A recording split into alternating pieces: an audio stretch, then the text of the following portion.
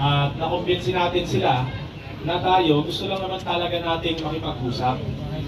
Ang mga magsasaka, naghahanap po kami ng kakampi. Benhur Abalos, dahil siya po yung naglabas ng statement na dapat ang rice tariffication law ay mabago na.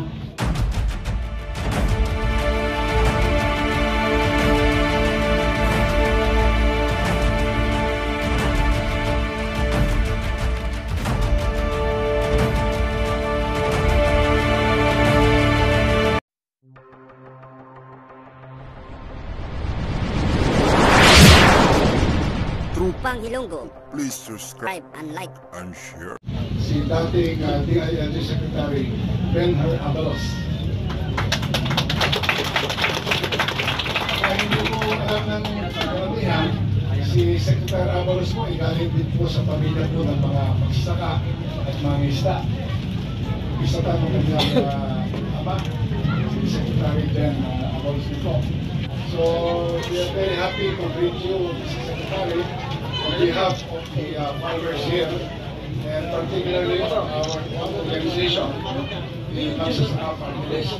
So kami po ay kasama po ninyo sa ating pong mga hangarin, lalo po sa pagbabago po ng sistema po natin lalo po sa agrikultura at palayan, particularly on the possible amendments of the rice tariffication law.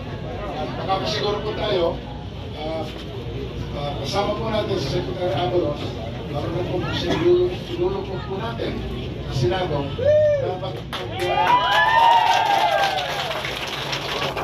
magtutulungan po tayo ng gusto para yung mga dapat baguhin sa rice tariffication law, kung pagpapalakas po yung papel ng NFA sa pag-suporta po ng presyo ng palay ng ating pong asosasyon at kooperatiba ito sa saka, ilan po ay ating pong magagawa. Salamat po at maraming salamat sa inyo.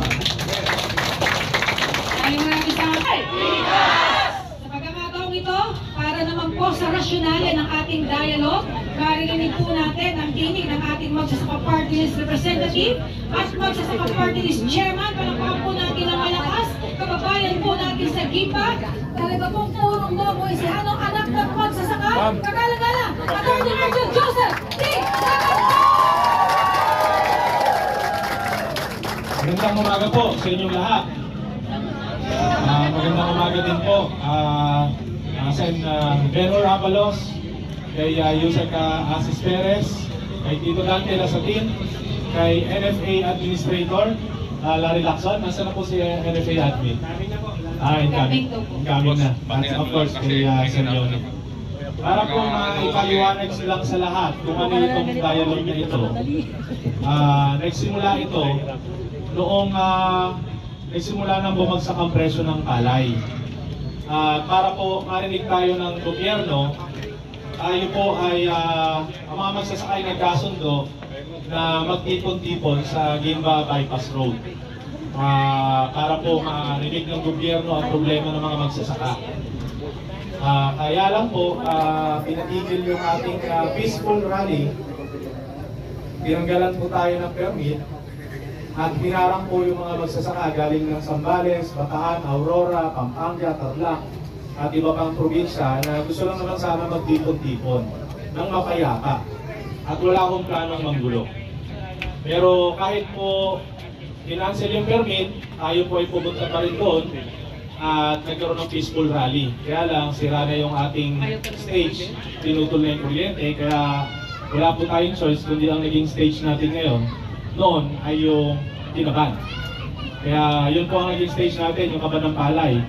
Eh di po ba, yung kaban ng palay, gusto lang naman natin tumaas yung presyo ng palay. Kaya maraming salamat po at nanig tayo ng gobyerno dahil sa ginawa natin. At nakumbinsi natin sila na tayo, gusto lang naman talaga nating makipag-usap. Ang mga magsasaka, naghahanap po kami ng kakampi. Di po ba naghahanap tayo ng kakampi? Hindi naman tayo naghahanap ng kaaway, naghahanap tayo ng sino ang tutulong sa atin. Kaya po nandito ngayon, dapat po makakarating sana si Secretary Laurel, pero ang pinadala na lang niya ang pangalawa, si Yusek Asis Perez, si NFA Administrator Larry Lacson ang pinapunta ng DA. Kaya naman po naimbitahan din natin si former Secretary and hopefully future Senator Benhur Abalos dahil siya po yung naglabas ng statement na dapat ang rice tariffication law ay mabago na. Ang mga magsasaka po, naghahanap ng kakampi, hindi lang sa Kongreso, lalo na po sa Senado. Wala po kaming makita talagang makikipaglaban sa amin na handang pumarap sa mga magsasaka at handang bumaba dito. Kaya po maraming salamat at umattend po sa dialogue na ito. Ayan po si Admin Larry Lacson, maraming salamat. Maraming salamat po. Tayo po ay nagpapasalamat na haharapin tayo ni Sen Abalos at dito po sa dialogue. So ito po ang magiging rasyonale ng ating usapan. So yun lang po, maraming salamat. Maraming salamat po. Presyo ng palay! Presyo ng palay! Pagkitin ko lang po yung mga attendees natin dito. Saragosa! Ipa! Aliaga! Talavera! Kapag City! Cabiao! Peñaranda! Yan, Secretary Abalos, we have 27 municipalities and 5 cities. Also, Ika! Isa pa lang! Meron siya! Magandang araw po sa ating lahat. At ito po ang kadugtong ng ating activity, yung unang sigaw ng magsasaka noong March 22. Nalala mo yan? Hindi tayo napigilan. Hindi ayaw tayong papasukin. At dahil hindi tayo napigilan, kapiling natin ngayon si Secretary Abalos, ang DA, ang NFA. Mamaya po, maaari natin marinig ang kanilang mga nais sabihin sa atin o sagot sa ating mga katanungan. Para naman po sa reading of unang sigaw ng magsasaka, statement and position, narito po ang National President ng Suwisa, Kadjo Pangalinan. Siyempre po, ayun na. Pagkitin ko lang po si Yusek ng ating Department of Agriculture. Mga magbubukid ng Nueva Ecija! Ano? Kumusta po kayo?